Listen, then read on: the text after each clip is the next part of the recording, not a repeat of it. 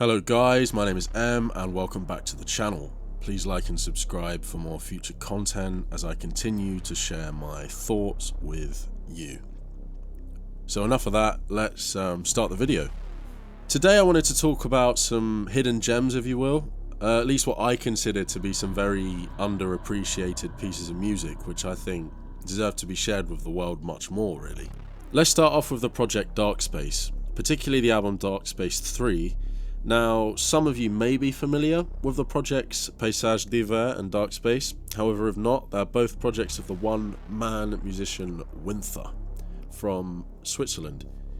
The album Darkspace III is much like other Darkspace chronicles in the sense of style. The art is plain, the songs are titled Darkspace 1 or Darkspace 1.2, starting out with cold, nostalgic synths reminiscent of the startup sound on the PlayStation 2, and then descending into pure blackened chaos, which sounds like, well, dark space.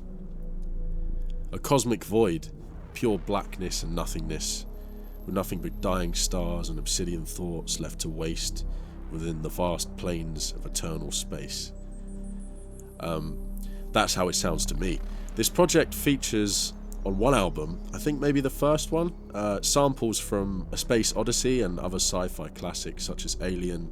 It's very clear what the themes are here, The production is very lo-fi and it fits the style perfectly, I think. Blending together as a dark abyss which fills your ears with the sheer horror of space manifest through black metal. It almost sends you into a trance. It's truly brilliant. Much like Winther's other project, Paysage D'Hiver, particularly the album Das Tor. Similar in style and essence, however thematically it's very different, as Paysage D'Hiver, meaning landscape of winter in French, deals with just that, winter, darkness, isolation and somewhat nostalgia. Not in the cliche black metal way. Winter actually lives in the rural climate of Bern, Switzerland. There is a Welsh word, Hiraeth, think that's how you pronounce it. It doesn't really pair with an English translation, however it means nostalgia or longing for a place which doesn't exist or doesn't exist anymore. And this to me is how Paysage D'Hiver sounds, almost fantasy-esque in that sense. It gives me the same feeling I used to feel when I dive deep into the black metal iceberg for the first time, and I was completely trapped in the mysticism and beauty of it to some extent, even in a metaphysical way. This project brilliantly combines dark ambient with cold, blistering black metal. It sounds exactly like winter, and at times it's almost like falling asleep, listening to the rain and the harsh winds outside, which are often used as samples. Personally, I fall asleep to this music quite a lot, and it helps me meditate and relax sometimes. Tracks such as Often Barring transport the listener into a vast snowy landscape that chills you to the bone, but in a somewhat calming way. A lot of mystery surrounds this project, and there are limited interviews unfortunately, and generally just information regarding the man behind the records. In my opinion, it's one of the purest, if not the purest distillation of the black metal sound in its essence, at least in regard to atmosphere. The artwork is similarly lo-fi and beautiful, varying from grainy castles to icy landscapes, and it does match the music absolutely perfectly.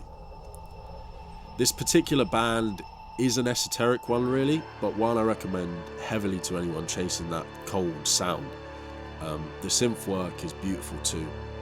Some albums such as Die Festung and Einsamkeit sound like cold glistening stars which trap your ears and your imagination in a gaze. I remember working one particular temporary job in southeast London, thereabouts, and I was travelling up to 4 hours a day midwinter via the Row, in the frost and sometimes the snow and rain. And this particular band was almost like somewhat of a ritual for me, walking out of my house at 4:45 a.m. to the bus. Perfect aura for back then, beautiful soundscapes indeed, and check them out, you won't regret it. It's one of those bands that you really have to listen to in the right environment to get it, but I really do think once you do, it's very rewarding, and yeah, once you get it, you get it. Now, moving on, probably to the most influential album of my entire musical life, and that is saying a lot. Jeff Wayne's musical version of The War of the Worlds, released in 1978. Now, this album, to me, really has somewhat of a personal family history, as I was a very troubled and confused child. So look in my eyes, I'm a wild child, come and love me, I want you. So music was an escape for me, and a huge part of the reason I was able to sort my shit out from a young age, and admittedly even somewhat now in my adult life, really. I first heard this fantastical magic record when it belonged to my mother, and I was at my grandmother's house looking through all of these dusty clad old vinyls, and I discovered it. Immediately I remember being attracted to the art on the front, and and the sleeve of the vinyl. There were these huge steel alien titans shooting lasers at the Thunderchild battleship from the sky. So intrigued, I placed side A into the record player, and there it was. There came side B, and for almost an hour I was really transported into another world. Nostalgic synths from a time I wasn't even born.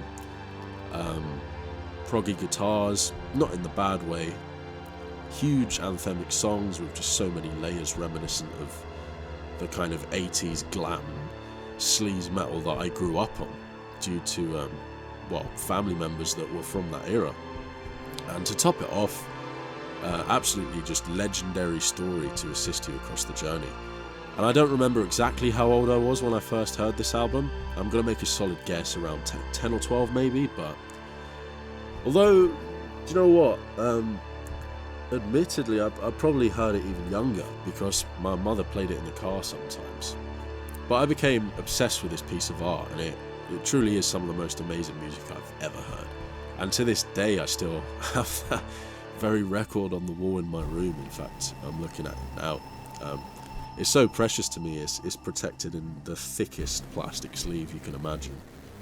And it only comes out on special occasions. Regarding the technical aspects of this music, where to even start, really? First of all, the sound, if you know, you know.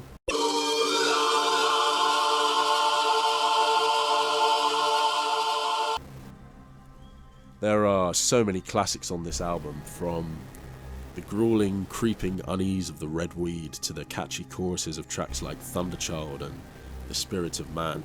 Not to mention Richard Burton's narration, which is the icing on the cake. Moreover, the instrumentation is great, with Jeff Wayne arranging and writing most of the material. Many session musicians were involved, such as Chris Spedding on guitars, Ken Freeman on the keyboards. There's even a lap steel somewhere, I believe. Maybe somewhere from the live DVD that I have. That might be why I remember that. Believe it or not, I'm actually referring to an analog DVD. You remember them round plastic things you used to have to put in your Walkman CD player on the way to school while listening to your favourite Metal Hammer mixtape that came with this month's issue. Boy, those were the days. The lineup changed over the years for the theatrical live performances, and it was rebooted with, I believe, Liam Neeson on narration and a bunch of crappy pop stars singing the songs. It's just not the same, doesn't touch the original. Listen to the original. Not much else to say about that, to be honest with you. Back on track. Production-wise, it sounds great, vintage in some ways, but everything's crisp and clear. The atmosphere's perfect for a gloomy grey English evening with the rain splattering on your car window after a long drive. A lot of stuff's going on, but fits together perfectly. Just give it a listen. You won't regret it. There's so much I could say about this album, but just check it out and make sure it is the 1978 version. This is the album that changed my life and really became a huge part in the forging of my musical and creative identity as a child. Nostalgic, classic, just a magical piece of work. Anyhow, that's enough for today. Thanks for tuning in this far, guys. I hope do check out any of the stuff and you get as much enjoyment out of it as I do. Then, you know, we're getting somewhere, I guess. I'll be uploading more content in the future, so any suggestions, just let me know. Also, please follow my band on Instagram, if you have it, at Black Congregation Band. We're currently in the process of finishing up production on the debut album, which is coming out early next year. And until next time, stay safe, because the Martians are coming.